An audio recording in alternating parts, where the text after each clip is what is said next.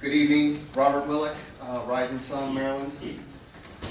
Thanks for hearing my comments tonight. I have 3 points that I would like to make this evening.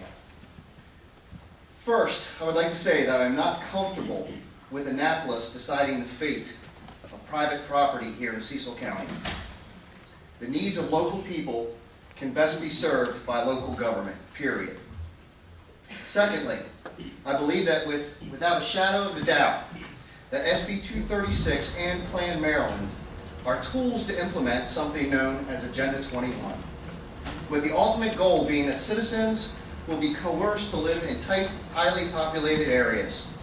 These areas will contain a mix of residential, retail, and commercial property, and will be billed as the perfect green and sustainable communities where all destinations are walkable and bikeable. It will be utopia, as long as your idea of utopia means living in an apartment above a retail shop and not being able to own property. SB 236 is certainly the first step in that direction. I find it interesting that SB 236 was pitched to us as being needed to prevent septic systems from polluting the Chesapeake Bay. Now that this theory has been debunked, and when I say debunked, I'm referring to the testimony of our first speaker as far as septics only pollute when they fail. The argument for SB 236 has now started to shift over to a sprawl argument, saying that it costs the government too much to maintain sprawl. This indicates to me that the goal was decided on and an excuse to implement was then created. If central planners want better development, they should get out of the way and allow entrepreneurs to compete in the marketplace. Lastly, the Cecil County Campaign for Liberty, of which I serve as a steering committee member, has spearheaded the effort to protect property rights by building support for a full repeal of SB 236. We have spent weekends knocking on doors to collect signatures on petitions. We have put out robocalls and hosted online petitions.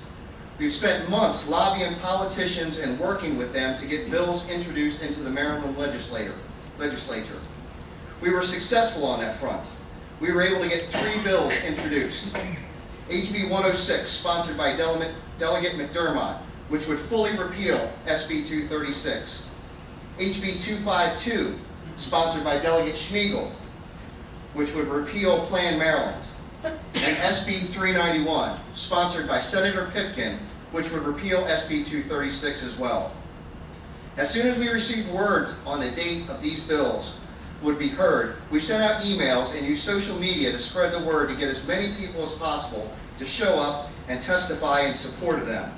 In an article from the Cecil Whig dated on February 4th, County Executive Moore pointed out that state lawmakers were considering a bill that would overturn SB 236. That was 2 days before the first hearing on any of these 3 bills. So, what is my point with all this? My point is that with all of the talk from this council and this county executive about wanting to protect private property rights, no one, to my knowledge, with the exception of Councilwoman Brummel, bothered to take the time to go to Annapolis and speak up to protect the property rights of the citizens in this county. There have been 3 hearings, 1 for each of these bills, and only 1 council person has shown up to testify. With so much at stake for property owners in this county, I would have expected much more support for the bills that would repeal SB 236 and cancel the need to submit any tier map at all. In the county's press release for tonight's hearing, Executive Moore said, "I am fully committed to making sure the property rights of our landowners are protected." In my opinion, fully committed would mean taking the time to testify at these hearings, or at the very least, using your position as county executive to help promote these bills. Thank you. Next speaker, Sue